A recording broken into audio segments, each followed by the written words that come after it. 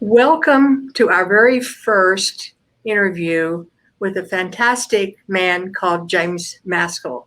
Now, James, I've really never met him before except today in person, so I'm looking forward to having a chat with him. He is a founder of the Evolution of Medicine, which has been a phenomenal program where he's really promoted functional integrative medicine doctors and providers over the century. So, I mean, over the last few years. And I got just a little echo there. Did you hear that? Okay. All right. So, James, welcome. It's good to see you. Great to be here with you, Doctor. Thanks for having me first show. I'm excited to be here. Okay. Can you tell us a little bit about how you got started in this whole realm? What turned you on about functional medicine? Yeah, so I grew up in actually in a sort of interesting environment where I grew up in an intentional community that did healthcare very differently. I had a chiropractor and I had a homeopath, and that was what I thought medicine was until I went to school when I was 11 and realized like that was not the normal thing that kids had. Then I took a sort of a rebellious path where I thought I needed to be an investment banker. And on that path, I did a degree in economics and health economics. And that's where I really kind of came face to face with the fact that, the costs of healthcare were going to just destroy the economy of the UK where I grew up and the US where I live now, where I was born, in my lifetime. And that, ultimately, if we didn't understand chronic disease and where it came from and how it proliferated, and if we just kept on the same path that we were going, we would run out of money, and that would be catastrophic for, my children and my children's children. And I had a sort of a moment of clarity when I was within my first year of working at the bank that I needed to be part of that. I needed to sort of try and use my time on this planet to work out a solution to that. And so I moved to America 16 years ago and jumped into the front lines of integrated medicine. Okay, that is fantastic. So what led you to actually start the Evolution of Medicine? And tell us a little bit about that. You have a website and you've done so many wonderful things. So can you tell us a little bit about how that came about? Yeah, absolutely. So for 7 years before the Functional Forum was the show that I started in 2014. It started as a meetup for doctors in New York City that were interested in functional integrated medicine. And we made this like stage show. And the reason why it was like a smash hit straight away, because ultimately for the last 7 years before that, or actually for 9 years, I'd been very keenly in the industry and learning so much about it. I had run a practice. So for a year and a half, I ran a practice and I just saw what it took to operationalize this new way of delivering care. And then for 7 years, I was a sales rep selling to doctors doing integrative and functional medicine. And that was really like an incredible journey to really understand what's going on, which doctors are doing it, what language do they speak, how does it work, what are the different modalities, like how do people use the different modalities together, what really works, how do we create teams that are efficient. And that whole journey was incredible. I got a super deep dive. And so I tried a few things. I started a practice management company in around 2010, and I learned some things about getting doctors to implement new programs, technology. Like the world was really changing with technology at that time. And I put on like probably 100 events for doctors in that time as well. So I just knew the space really well. And so when we started the Functional Forum, we made it cool and aspirational. We had cool music and we had great guests. And I did the practice management piece and I picked the speakers and I knew who all the good speakers were from going to all the conferences. And we just tried to create something to make it like cool and aspirational to be a functional medicine doctor, because we saw that the first necessary step is that we needed to have a lot more doctors practicing in this way, and to sort of make it easier for them to find out about it and then make it easier for them to actually go about practicing it. So that was really the first step was doing that. And then ultimately when we started having conversations with doctors, we started to realize there are some tricky things in making that transition. And the Evolution of Medicine, the company, was really born to make that transition a lot easier. And that became like virtual summits. I wrote a book called The Evolution of Medicine.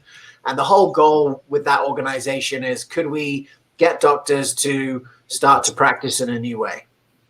Yeah, and your work has had such a tremendous influence on me, because there are more and more physicians who are training in functional medicine, which is really exciting.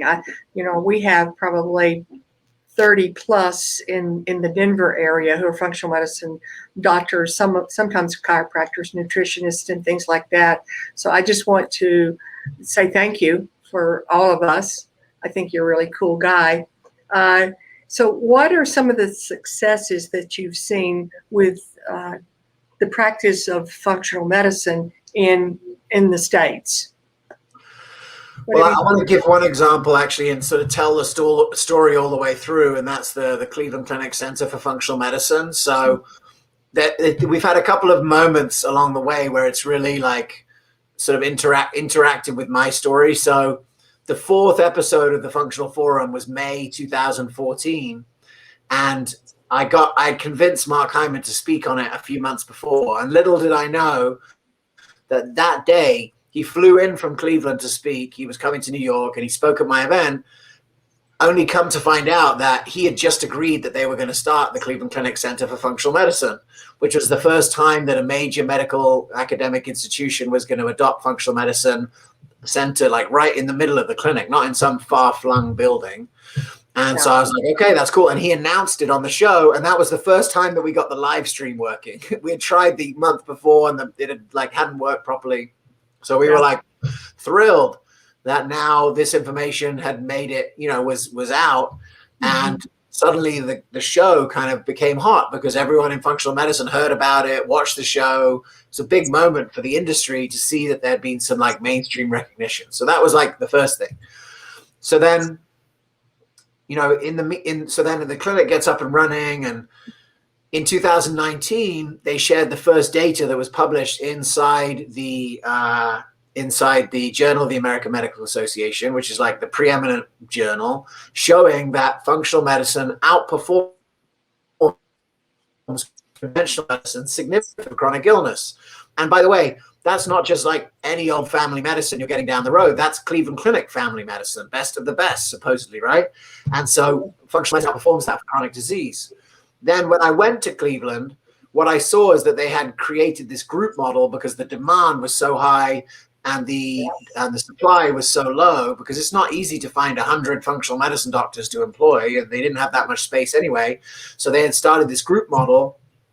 And excitingly enough, just this week, they actually published for the second piece for the time that in the British Medical Journal this week, they published that the group model is not only outperforms the individual, which outperforms conventional medicine, but that actually it does it at a much lower cost, which has really always been the kind of like, as an economist and as someone who's trying to create systems that could really flatten the curve of healthcare costs, we can't flatten the curve of healthcare costs with hour-long appointments with expensive doctors. Like, that's really not going to get us there.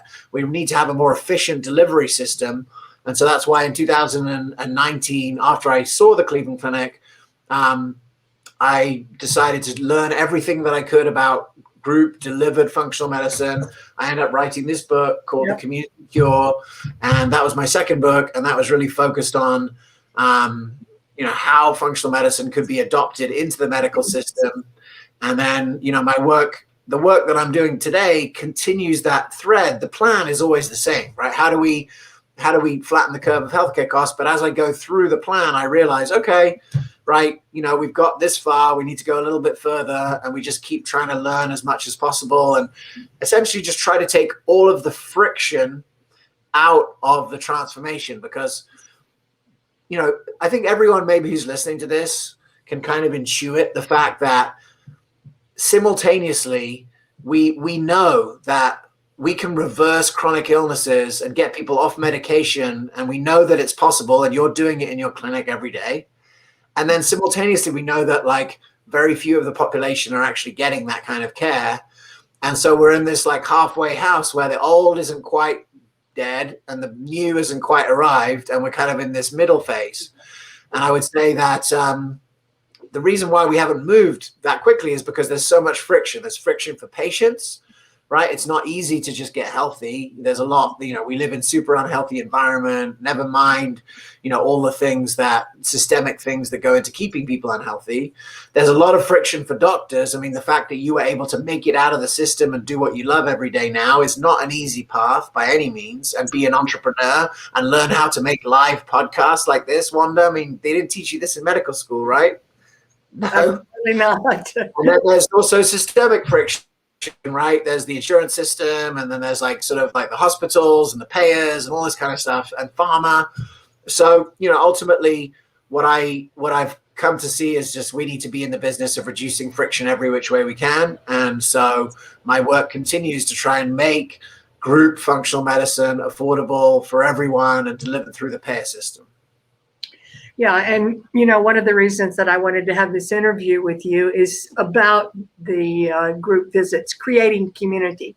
When I read your book last summer, I think, I just got so excited that I thought, I got to do this, and of course we're in the middle of the pandemic, so I can't just, be inviting, a dozen of our patients to come into the office. So we started having weekly group visits on Zoom, where I would just make a brief presentation about something, lifestyle, et cetera, and then invite people to participate at the end. So that's been somewhat successful. It's the biggest problem that I have is to getting people to get on board.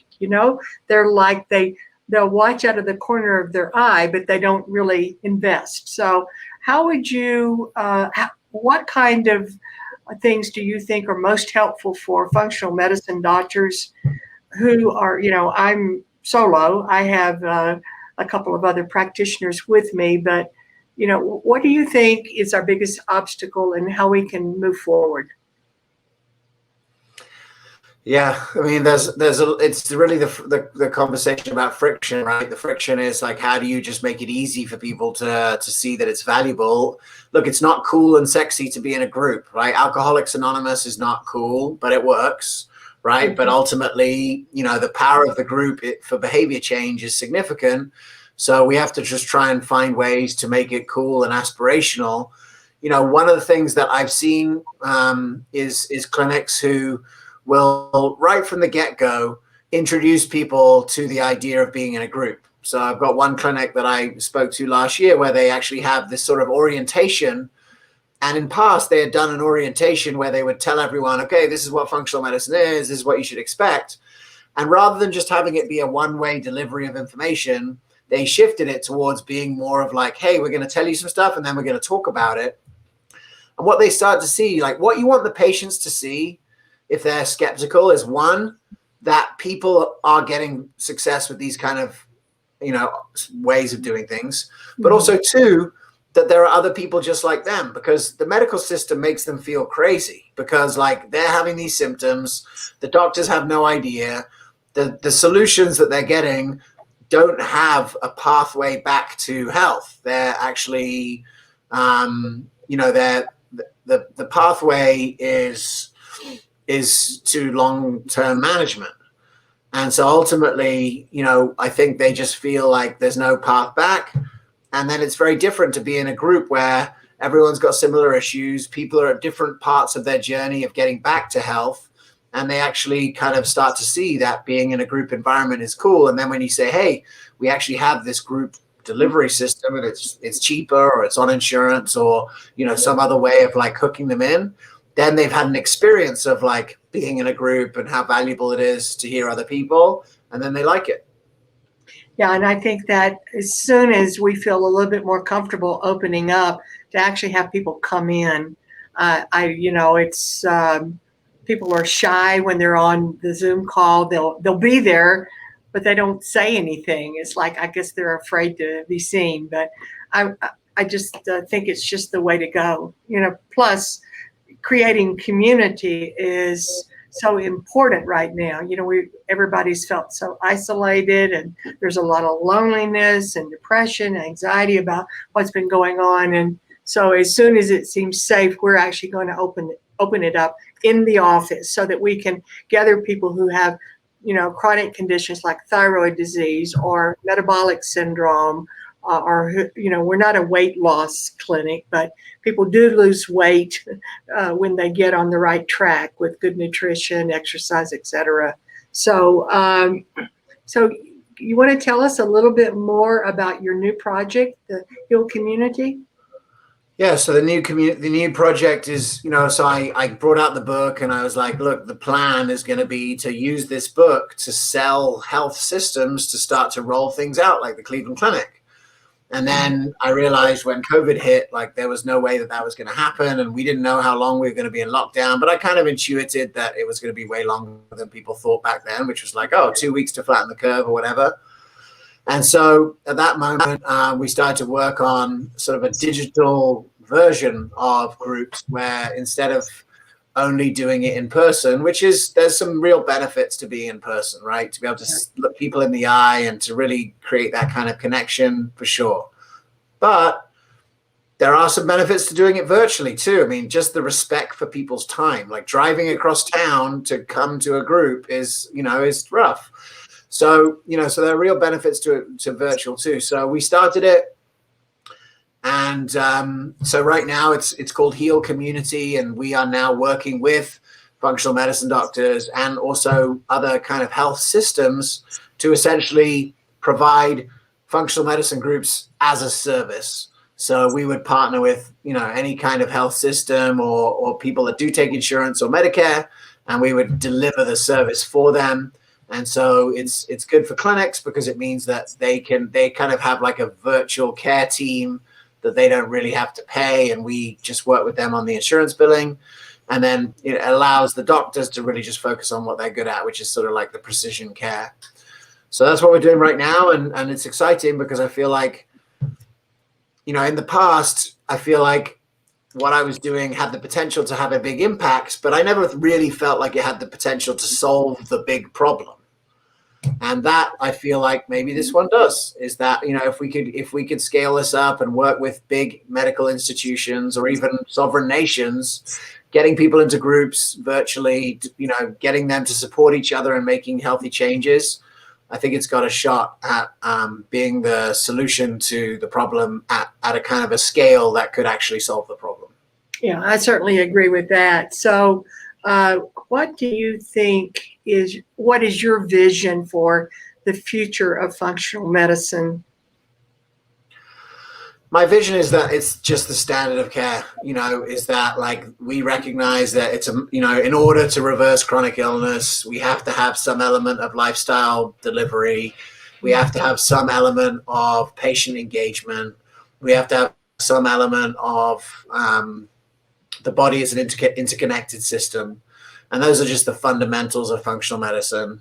And my vision is that just becomes what medicine is, because it's proven to be so much better. And that ultimately, there will still be doctors doing very like specialized things in certain specialized niches, but that ultimately like primary care, family medicine will completely adopt functional medicine as the operating system. And when that happens, I don't think it'll look a lot like functional medicine looks like today. The pioneers at the front ends of this, whose shoulders I stand on, like without the 30 years of functional medicine, of all these doctors getting trained and so forth, there'd be no way that we could do what we're doing now. But what I see is a new layer of care between people and the medical system, which are functional medicine groups that help people reverse and prevent chronic illness. And then they can come into the medical system through their primary care doctor, but that ultimately the goal is to try and avoid that by being in real connection to your health. And that connection will be felt by your own intuition, that will be developed from you getting to know yourself better, but will also come from remote monitoring so that you'll know, okay, my oxygen saturation's gone down to 95. Like maybe I should see a doctor. Or, hey, my glucose is through the roof. Maybe I shouldn't eat this thing anymore. That kind of stuff, I think, is where we're headed as well. Yeah, I think that's fantastic. One of the reasons that I wanted to start this Facebook group, Functional Medicine for Everyone. I'm a pediatrician by my former training, and of course I see adults now too, but we got to get the message out, so it sometimes seems like an uphill journey, but we got to keep doing it. And I think in May I'm going to be interviewing one of our county commissioners here in Jefferson County and in the Denver area in Colorado. And one of the things we're going to talk about is the healthcare in our community and the health of our kids in school. So she's got some pretty interesting things to bring forth. So my next question, you're a pretty busy guy. You go all around the world. How do you take care of yourself? That's a good question. For a long time, I would say not that well. Like I always eat well because I eat 90% of my meals at home, and my wife's a great cook, and I cook more as well now. But when the pandemic started and we were locked down, I really lost all of my excuses why I couldn't be healthy. And so right now I go to CrossFit every morning before anyone else wakes up. I get up at 5:30. I go to 6 o'clock class. I'm back at 7. I get my kids to school by 8:30. Then I work 8:30 to 2 and pick up my kids from school. I just had another daughter 7 weeks ago. So I've been full on dad mode, but working as well. So I'd say, my first thing is CrossFit. The other thing, honestly, that's been the healthiest thing that I've ever done is I'm in a men's group, and we meet every Wednesday night for 3 hours. And that group provides a combination of accountability. So really helping me be accountable to my own goals, with both professionally and more personally and interpersonally. About my agreements. It certainly helped in my sort of my growth as an individual, and just really keep me clear, focused on what I'm here to do. So honestly, being part of a weekly group, I sort of joined as I was writing the book because I wanted to be participant in understanding what it was like to be in this group. And this group costs nothing, right? It's not a health group. But I've seen incredible health shifts in that group. People stopping smoking, having smoked for 20 years. People losing a ton of weight through doing ketogenic diets. I've seen myself, be really accountable to my health goals through that group. So my wish is that everyone finds that kind of support for themselves, because it allows you to really take action on your intentions. And I think everyone who's unhealthy has an intention to get healthy, but how do you bridge that gap between intention and action? And I think that groups is the most efficient way to do that. Yeah, I agree with you completely. And it's something that, we all need to have to be held accountable. Okay. Not in a harsh way, but in an inspiring way. And that's what having groups mean to me, plus I love it. I feel like I'm a teacher at heart, and to be able to share a wide variety of things, even poetry. I've posted a few things from David White, who is a wonderful English poet, or is he Irish? I'm not sure. David White? I don't. Oh, he writes beautiful poetry, especially about belonging, how important it is to feel like you're connected to something outside of yourself. So, okay, well, is there anything else you want to share with us?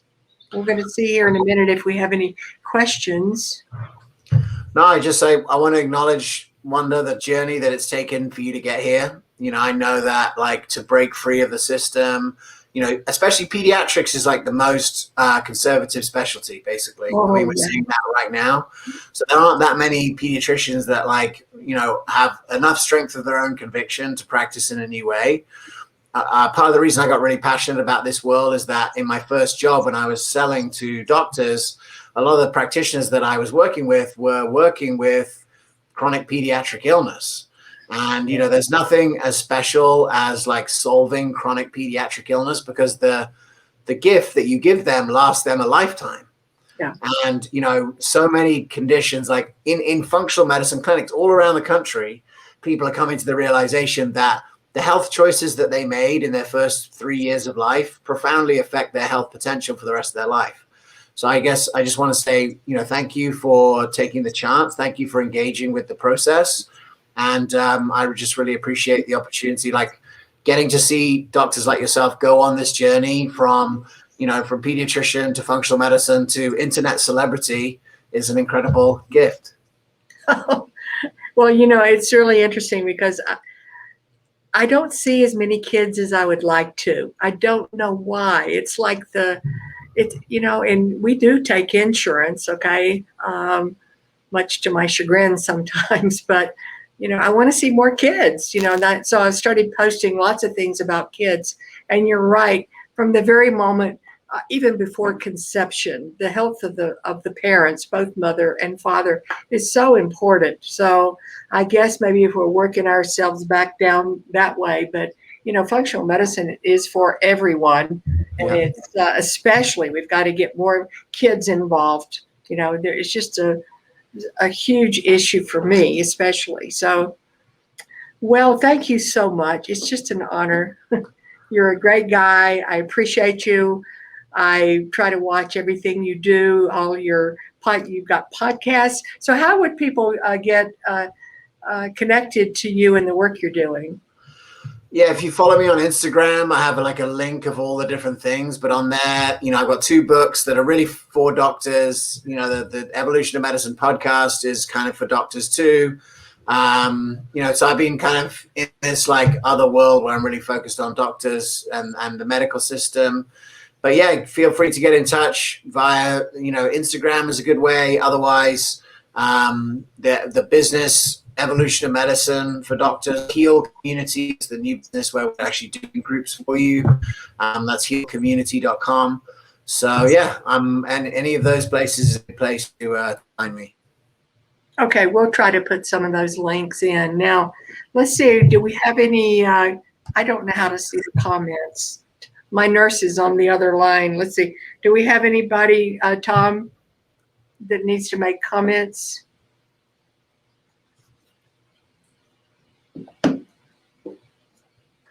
Let me see. I can go. I'm in your group, I think.